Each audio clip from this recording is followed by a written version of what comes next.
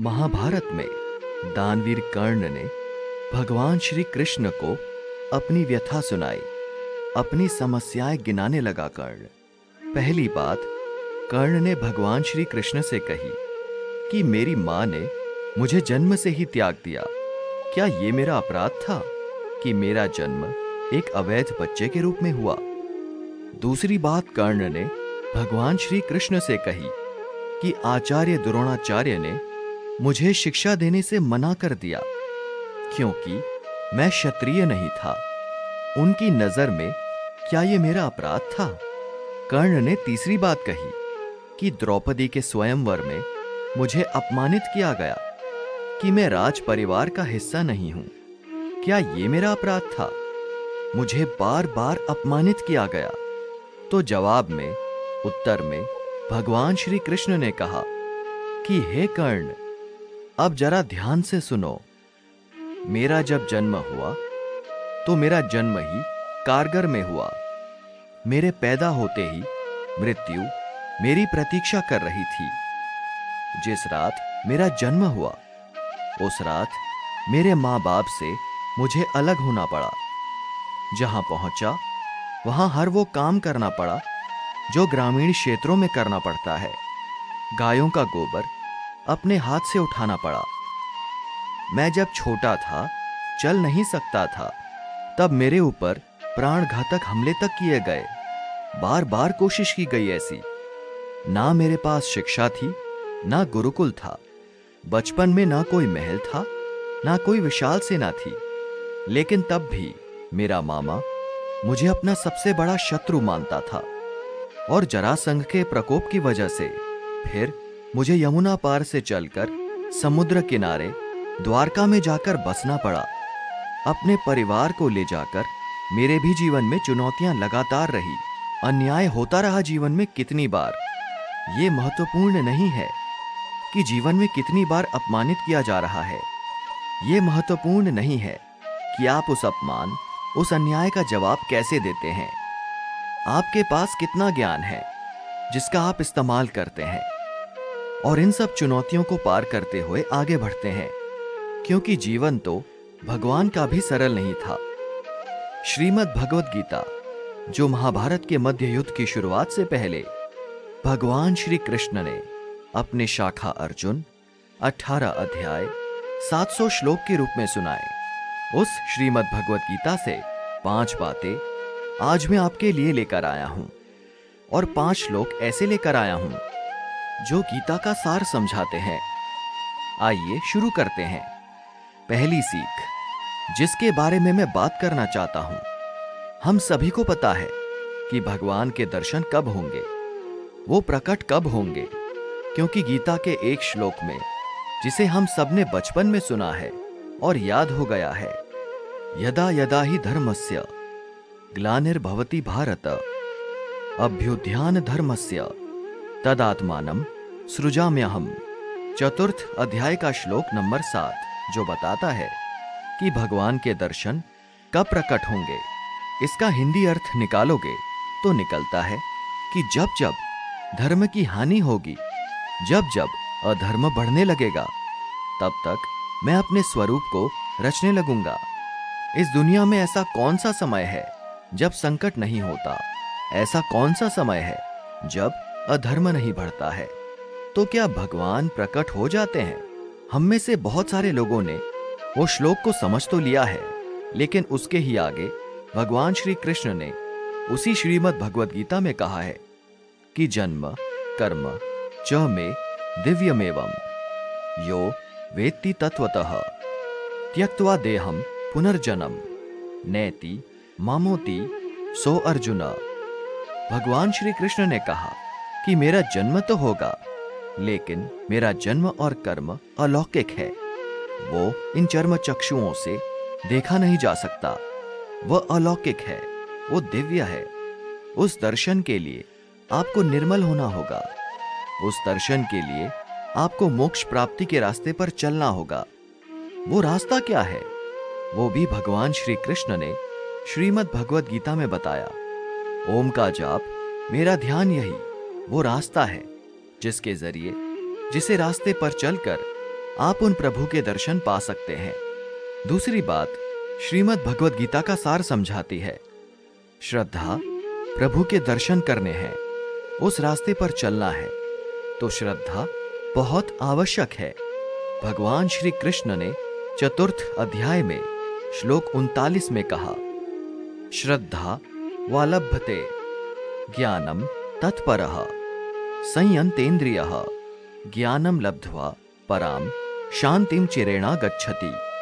वो कहते हैं कि श्रद्धा रखने वाले मनुष्य जो अपनी इंद्रियों पर संयम रखते हैं, जो तत्परता से अन्य भाव से मेरी साधना करते हैं, वो मुझे यानी परम शांति को प्राप्त होता है।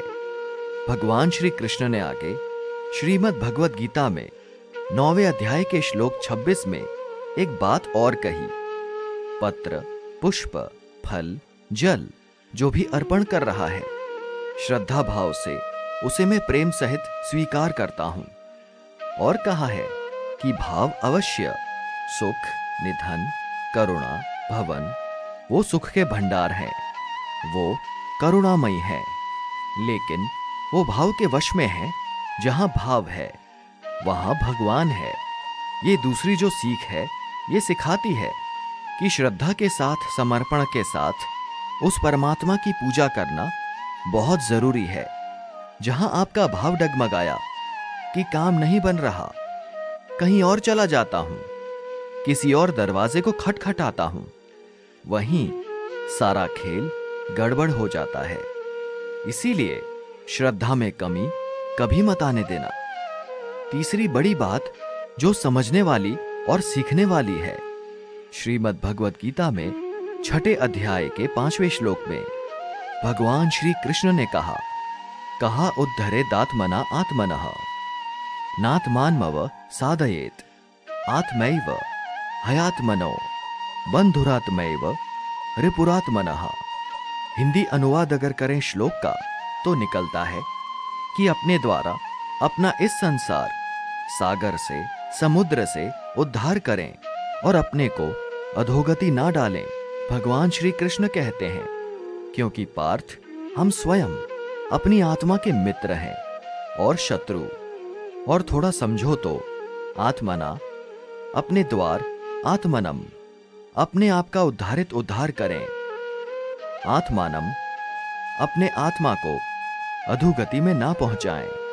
ये कहने का अर्थ है। इसका सीधा मतलब अगर आप अपने जीवन में निकले इंसान, मनुष्य जहां कहीं है, जो कुछ कर रहा है उसका जिम्मेदार सिर्फ और सिर्फ स्वयं है। हम अपने कर्म द्वारा अपनी नियति को निर्धारित करवाते हैं।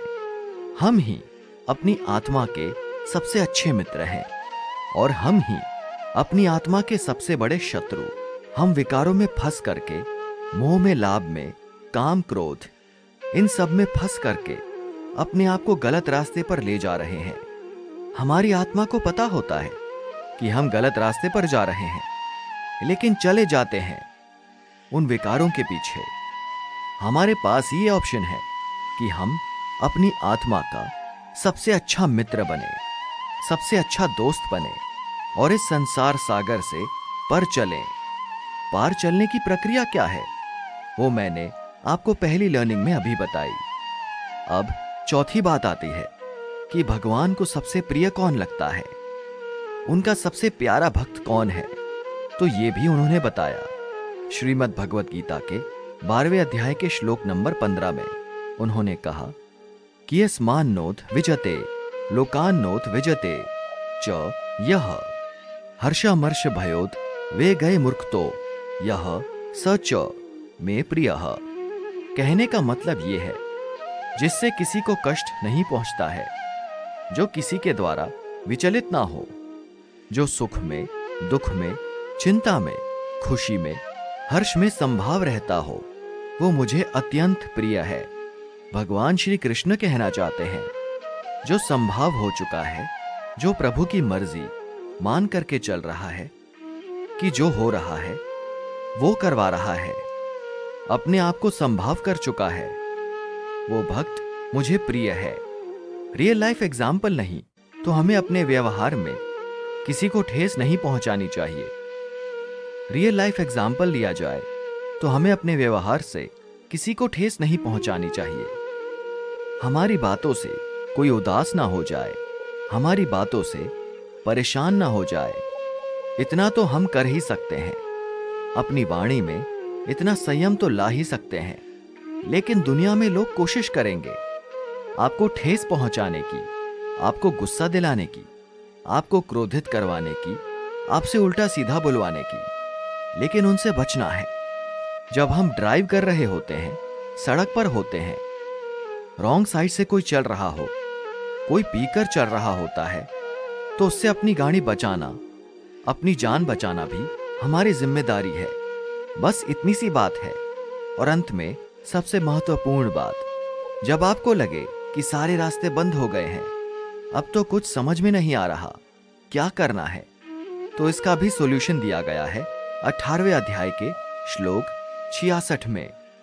भगवान श्री कृष्ण ने कहा, सर्व धर्म न सर्व धर्मान परित्यज्य मामेकम शरणम व्रज अहम त्वा सर्व पापेभ्यो मोक्षयिष्यामि मा शुचः। कहने का मतलब है कि सभी धर्मों को छोड़कर मेरी शरण में आ जाओ, मैं तुम्हें सभी पापों से मुक्त कर दूंगा। इसमें कोई संदेश नहीं है, कोई शंका नहीं। और धर्मों से मतलब है कि जो कुछ आप कर रहे हैं, जिस किसी श्रेणी के आप साधक हैं, जिस किसी तरीके से पूजा अर्चना आराधना में लगे हुए हैं, उन सबको त्याग करके सिर्फ मेरी शरण में आ जाओ, अन्याय भाव से मेरी भक्ति में लग जाओ, तुम्हें मोक्ष तक पहुंचा दूंगा। इसमें कोई संदेह नहीं है। भगवान श्री कृष्ण की वाणी है, 18वां अध्याय है, 66वां श्लोक है। 700 श्लोक गीता में है। अगर आप रोजाना 5-5 श्लोक भी पढ़ें तो बड़ा अच्छा है। 10-10 पढ़ लें तो 70 दिन में आप एक बार गीता की आवृत्ति कर सकते हैं। और जितनी बार आप श्रीमद् भगवत गीता को पढ़ेंगे तो उतनी बार आप कुछ नया सीखेंगे। और जितनी बार आप पढ़ेंगे उतनी बार आपका मन करेगा उस रास्ते पर चलने का। आप धीरे धीरे चलना शुरू करेंगे और एक बार चलना शुरू कर दिया तो फिर पीछे मुड़ने की जरूरत नहीं पड़ेगी। अगर आपको आपकी जिम्मेदारी, अपने आयोक्षेम की जिम्मेदारी अपने कंधों पर उठा लेंगे, अगर आपको जीवन में सही रास्ता चुनना है तो वो रास्ता श्रीमद् भगवत गीता में बताया गया है।